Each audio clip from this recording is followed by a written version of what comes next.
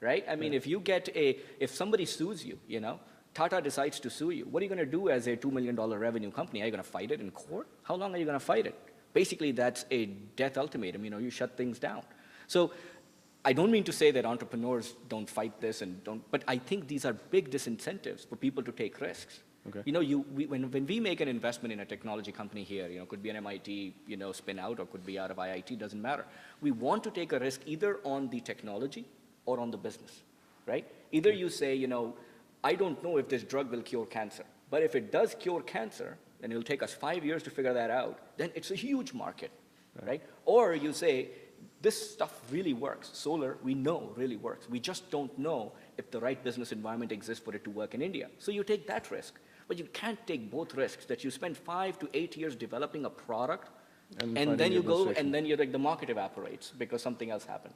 And that's where I think a lot of innovation that wants to move to India faces challenges. And that's why a lot of improvements we see in India tend to be incremental, because you can make small changes and not risk the whole farm on, on that change. Okay. So, with that note, I'd just like to maybe conclude this one point with you, Atul. You've had, inherited a $1 million business with $2 million in debt. I mean, clearly, if the decline was not favorable, you wouldn't have got to a $3 billion company. How was the ride at that time? What made you keep going? And, that was 20 years ago. What would be the lesson for the people right here? Well, I think wrong question. Right time? No, I think the growth really happened because we decided to flip out overseas. When I got this entity, it was in 1990 when we had VP Singh's government, if you may remember, when nothing was happening. There's no decision being taken. Our imports, as we heard last night, were down to 13 days. So there was no business. You had capability, you had equipment, you had the technical skills, but there was just no work to be had. So that's when we decided to just get out and never risk ourselves on any one economy, any one vertical, any one geography ever again. So that's really what's driven us, and that's really where our growth came from. If you look at us in terms of, we are India's second largest balance sheet in our space today to L&T.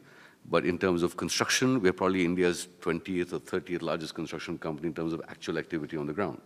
So our growth really happened completely differently. So it was not really. But how friendly was the client?